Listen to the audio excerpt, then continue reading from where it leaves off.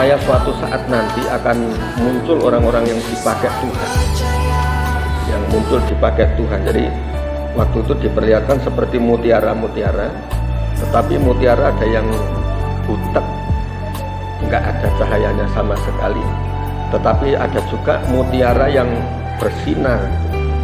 Nah, dan supaya kita terpilih menjadi mutiara-mutiara yang bersinar, yang bercahaya. Amin. Nah ini ya. Jadi walaupun sekarang masih banyak dari jemaat yang istilahnya kerohaniannya masih belum dewasa, masih kanak-kanak, tetapi kita perlu ya, dengan pemuritan ini nanti akan terjadi satu perubahan yang besar. Amin. Ya.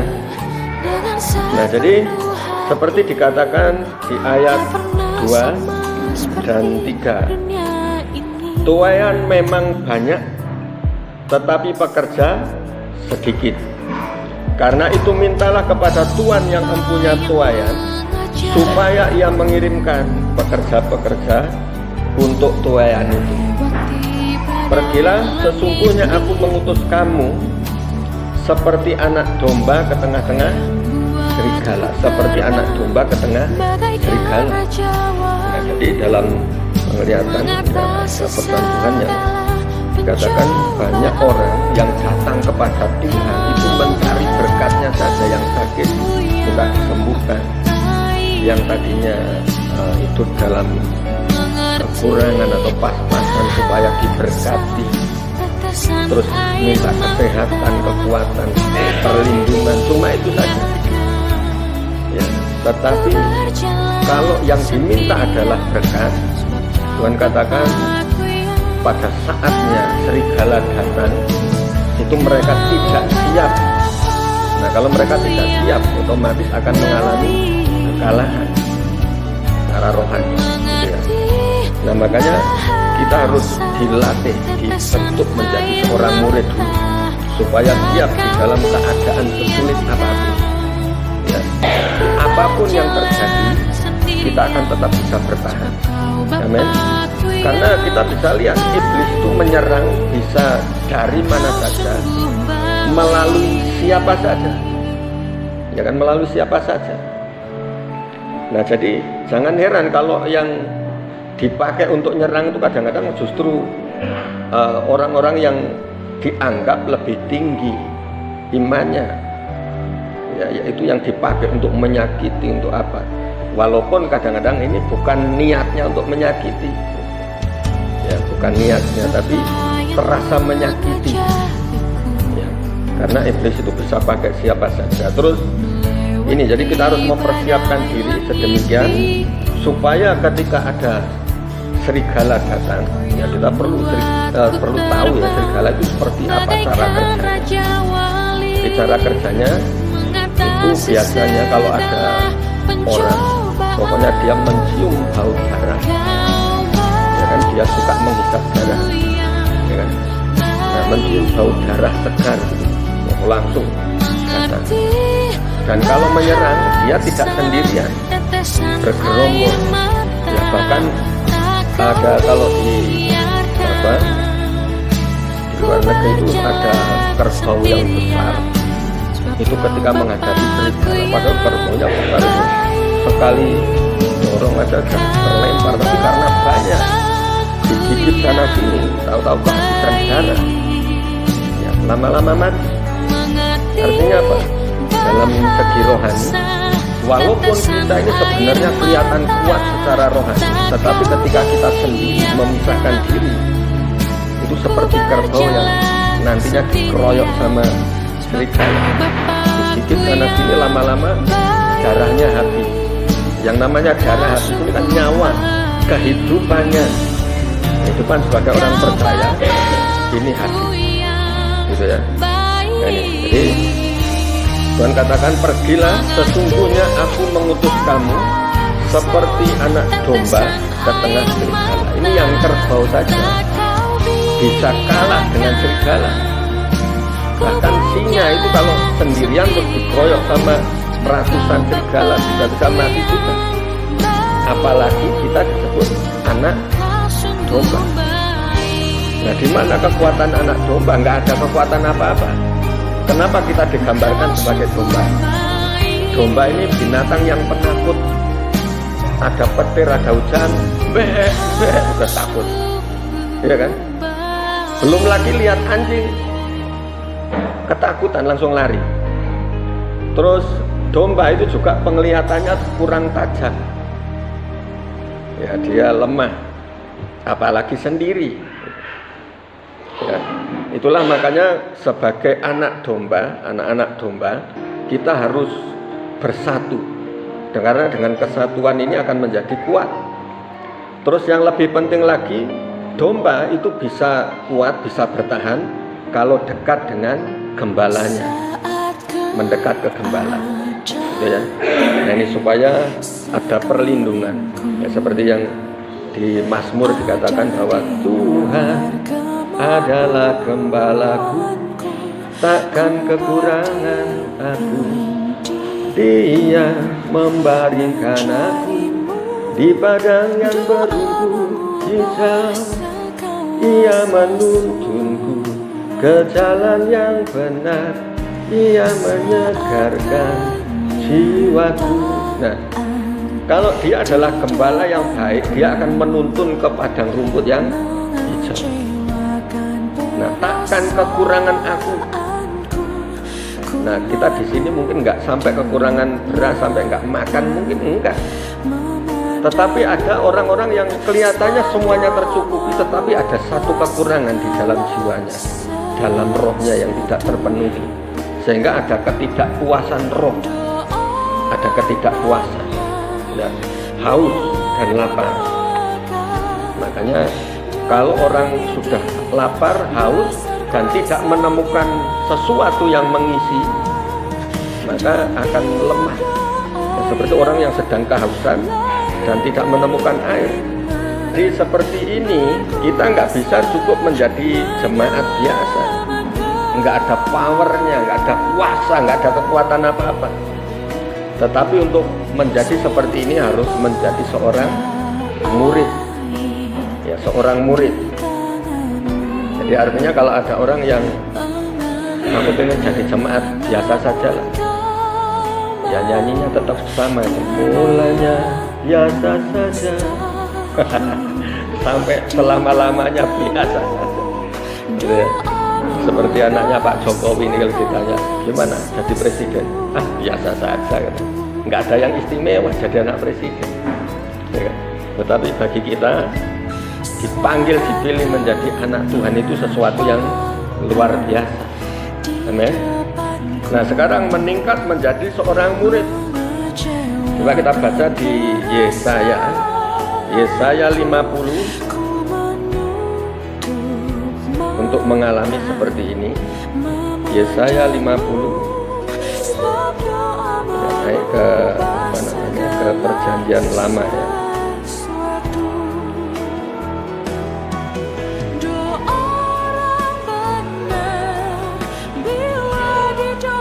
Yesaya 50 ayat 4.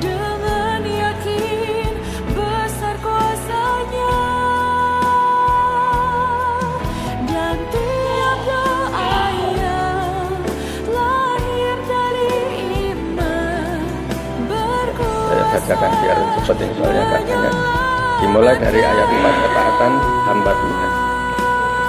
Tuhan Allah telah memberikan kepadaku lidah seorang murid, supaya dengan perkataan aku dapat memberikan semangat yang baru kepada orang yang letih lesu.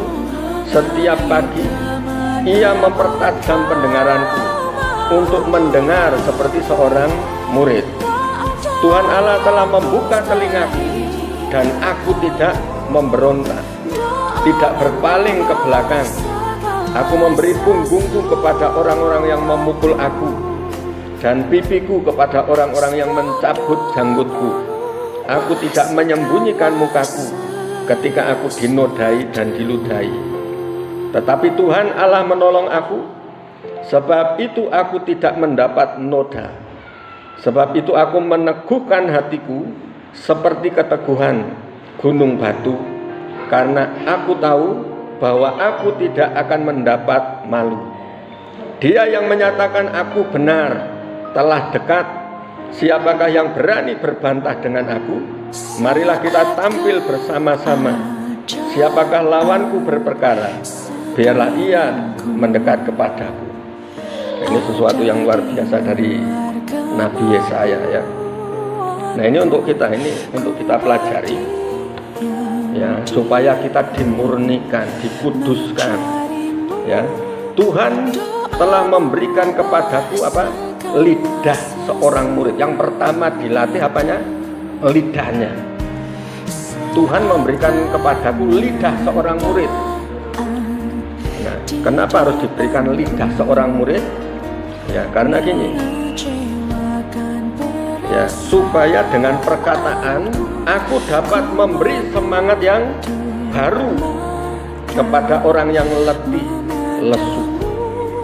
Kalau lidahnya sudah lidah seorang murid, perkataannya itu akan memberikan kekuatan dan semangat kepada orang yang letih, lesu, memberikan semangat dan kekuatan yang baru. Nah ini makanya awalnya harus dari lidah dulu. Nah kita belajar bagaimana lepas dari dosa karena lidah ini ya, karena dengan perkataan ini orang bisa membunuh ya, banyak sekarang dengan perkataan orang sampai mau bunuh diri. Ini tadi pagi ada berita di sosmed ya kan, itu untuk doa para pelayan Tuhan itu memang harus ikut doa ya, seperti yang sudah kita buat setiap hari Rabu. Nah kita harus mulai tegaskan seperti ini ya, karena lebih baik yang layani sedikit tapi murni, sungguh-sungguh, daripada banyak tetapi justru membawa kecemaran, bisa dibilang seperti ini ya. Jadi kita akan latih ini ya. Jadi mulai pertajam telinga kita. Pertajam telinga kita. Kalau Tuhan katakan mempertajamnya telinga itu setiap apa? Setiap pagi. Berarti pelayan Tuhan itu minimal setiap pagi harus berdoa, bersaat teduh.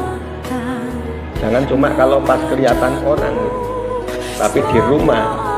Nah, nanti kita akan saling cek ya, yang di rumah. Joel, doa pagi enggak? Oh, enggak Pak. Astagfirullah.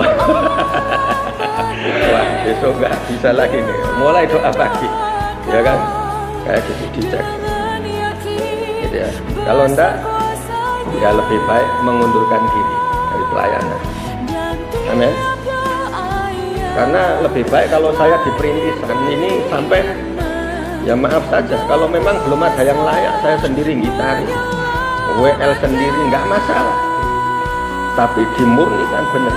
Jadi mereka semua dibentuk secara baik. Kalau di sini ya memang sudah banyak yang bisa, tinggal pembentukannya dibentuk dengan baik. Jadi kemampuannya sudah oke, tapi perlu pembentukan karakter, kedisiplinan, ini penting. Amin.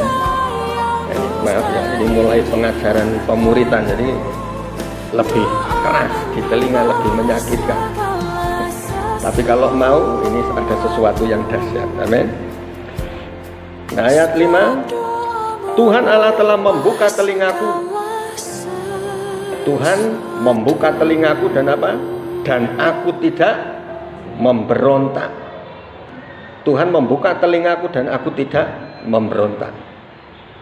Nah, tidak berpaling ke belakang. Jadi kalau ada teguran tidak kuat, biasanya pergi gitu ya. Wah, nggak kuat dengan pengajaran yang keras. Nah, dia memberontak karena merasa sakit. Nah, ini ya. Tetapi kalau mau menjadi murid Tuhan, ini Tuhan membuka telinganya untuk teguran, untuk dibersihkan, dimurnikan, ya. Dan tidak memberontak. Tidak memberontak artinya orang biasanya kalau ada teguran ini banyak alasan. Sudah banyak alasan, nyalahkan orang lagi. Kalau model seperti ini, maaf saja nanti kita akan cut dari pelayanan. Ya, diingat-ingat. saya mulai bertindak tegas sebagai gembala, harus mulai memurnikan gereja kita. Lebih baik dimulai dari sedikit orang, WL-nya itu saja terserah, tidak masalah kalau itu memang murni, gitu ya. Ya. Jadi Tuhan telah membuka telingaku dan aku tidak memberontak, tidak berpaling ke belakang. Jadi nanti yang pas latihan atau apa ditegur kok mutung, udah maafkan saja, berhenti dulu, skor sementara, ya. Nah terus ayat 6, aku memberi punggungku kepada orang-orang yang memukul aku, dan pipiku kepada orang-orang yang mencabut janggutku. Aku tidak menyembunyikan mukaku ketika aku dinodai dan diludahi. Ini untuk menjadi pelayan Tuhan, siap untuk memberikan punggungnya. Untuk apa? Dipukul. Nah, orang yang memukul aku dan pipiku kepada orang yang apa? Mencabut janggutku. Wah, ini enak yang tidak punya jenggot ini, yang mulus-mulus. Pak Pio aman ini Pak Pio. Nggak ada jenggotnya, dicabut nggak ada. Wah, tenang dia, kumisnya aja lah. Cabut kumisnya. Ya. Nah, artinya apa ini? Artinya di dalam pelayanan jangan mencari kenyamanan. Ngerti maksudnya? Di dalam pelayanan nggak bisa kalau mencari nyamannya. Bener nggak? Kalau pelayanan kok nyaman, enak, nggak ada. Mesti ada perselisihan, mesti ada perbedaan pendapat, mesti ada teguran. Nah kalau cari nyaman jangan di dalam pelayanan. Kalau di dalam pelayanan ini lihat orang dikritik, suaranya fals dikritik, ngangkat suara salah mau nyanyi, ini belum waktunya ngangkat sudah ngangkat duluan, nanti kena kritik juga, ya kan? Pakaiannya nanti yang agak aneh dikit dikritik juga. Makanya harus siap di dalam pelayanan, jangan cari kenyamanan, karena di dalam pelayanan berarti siap untuk menerima segala risikonya. Saya bukan mencari di mana ada kenyamanan, tetapi sebagai hamba ini siap segala risikonya. Amin. Sebagai pelayan Tuhan, nah ini semuanya. Jadi termasuk ini WL Singer tadi siap dibentuk. Ya kan? Jadi bukan cari nyamannya. Ya. Jadi ada orang yang mencabut pipi, mencabut janggutnya, ada yang memukul pipi. Aku tidak menyembunyikan mukaku ketika aku dinodai dan diludahi. Di sini ada enggak yang pelayanan sampai diludahi? Saya kira belum, ya kan? Jangan sampai lah. Tetapi setidaknya kita ini siap menerima segala sesuatunya, segala resikonya, gitu ya. Nah, karena apa? Ini janji Tuhan. Tetapi Tuhan Allah menolong aku. Sebab itu aku tidak mendapat apa? Noda. Sebab itu aku meneguhkan hatiku seperti keteguhan gunung batu. Karena aku tahu bahwa aku tidak mendapat malu. Mau difitnah, mau dijelek-jelekin. Kalau kita ini seperti yang tadi malam, tulus hatinya, orang yang tulus mau dijelek-jelekin, puji Tuhan, tidak apa-apa, ya. Itu nanti muncul sendiri menjadi emas yang murni. Amin. Kalau emas tetaplah emas, mau dimasukkan comberan, orang akan temu, wah ini benda yang berharga, ya kan? Dimasukkan ke got juga sama. Kalau ketemu orang pun masih tetap akan diambil. Kalau emas adalah emas. Amin. Dibuang di mana saja, dia akan tetap menjadi perhatian. Gitu ya. Nah ini, dia yang menyatakan aku benar telah dekat. Siapakah yang berani berbantah dengan aku? Ini keberanian yang luar biasa. Siapakah yang berani berbantah dengan aku? Marilah kita tampil bersama-sama. Siapakah lawanku berperkara? Biarlah ia mendekat kepadaku. Sesungguhnya Tuhan Allah menolong aku. Siapakah yang berani menyatakan aku bersalah? Sesungguhnya mereka semua akan memburuk seperti pakaian yang sudah usang, ngengat akan memakan mereka. Jadi kita nggak perlu takut ya, mereka yang